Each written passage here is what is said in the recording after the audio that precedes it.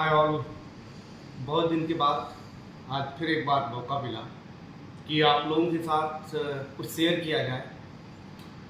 जहाँ तक मेरा मानना है, अगर मैं बात फादर की करूँ तो हर एक आदमी के जीवन में फादर का बहुत ही इम्पोर्टेंट रोल होता है। आप एक ये कहो कि आप कितने भी कामयाब हो जाए, अब वो कामयाबी आपके किसी काम की नहीं है अगर उस कामयाबी में आपके पिता का आशीर्वाद नहीं है, अगर पिता उसमें साझेदार नहीं है। क्योंकि अगर आप तरक्की करते हैं तो सबसे ज़्यादा खुशी आपको तब मिलती है जब उसे आप अपनों में और अपने परिवार के साथ उस खुशी को साझा करते हैं।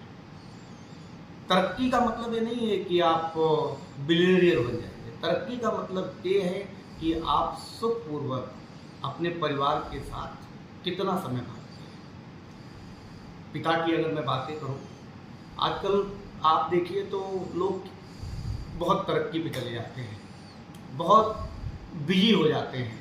उन्हें ये लगने लगता है कि हमारा एक मिनट नुकसान ना हो और मैं करोड़ों रुपए कमा लूँ। भगवान की कृपा भी है, ठीक है, ईश्वरीय कृपा हो जाती है लोगों के ऊपर कि लोग करोड़ों की संपत्ति कमा लेते हैं।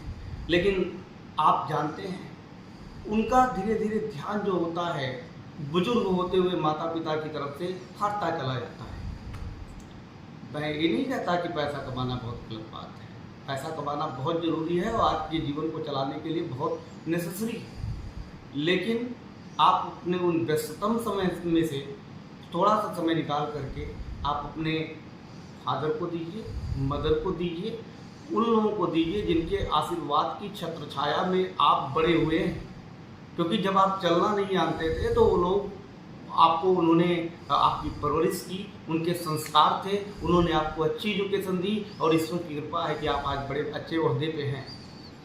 हो सकता है कि आप अपने बच्चों को, अपनी वाइफ को, अपने लोगों को कई बार फोन करते हैं। अच्छी भी बात है, करना भी चाहिए, लेकिन थोड़ा सा समय निकाल करके उन बुजुर्ग माँ बाप के साथ भी बैठिए। भाई मदर से पूछिए ना कि उनको वही उनकी क्या इच्छा थी। वो हो सकता है कि कुछ उनकी भी ज़रूरतें हों जो ना नहीं पूरा हो पाती हो सकता है कि वो कह ना पाती हो, वो कहना भी चाहती हो, लेकिन आप इतने बिजी होते हैं अपने परिवार में, अपने लोगों में कि वो बोल ना पाती हो। उनके साथ बैठिए ना, पूछिए कि उनके भाई उनके क्या उनकी क्या इच्छाएँ हैं।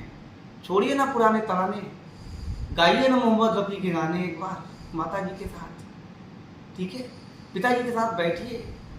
पिता वो शख्स हैं, उनके आशीर्वाद की छाया में अगर आप कोई भी काम शुरू करेंगे तो आपके ऊपर दैवीय कृपा होगी और आप कभी भी आप निराश नहीं होंगे और कभी भी पीछे नहीं जाएंगे। और आप देखेंगे कि बिगड़ता हुआ काम भी आपका बनने लगेगा। पिता अगर आप बहुत तरक्की पे हैं और पिता आज भी 24 घंटा काम करने के बाद थका हार करके अगर वो सो जाता है, फिर अगले दिन काम पे चला जा रहा है उन्हीं पुरानी चप्पलों में, उन्हीं पुराने कपड़ों में, और आप तरक्की पर हैं, आपके पास करोड़ों की संपत्ति, आप BMW से चल रहे हैं, लेकिन अगर पिता की तरफ आप ध्यान नहीं दे रहे हैं तो सब व्यर्थ है। उस कमाई का कोई फायदा नहीं है कि आप करोड़ों की संपत्ति है और पिताजी आपके आज भी गाँव में पुरानी चारपाई पे सो रहे हैं। आप एसी के बिना रह नहीं सकते, लेकिन पिताजी की तरफ आपका ध्यान ही नहीं है कि वो एसी में हैं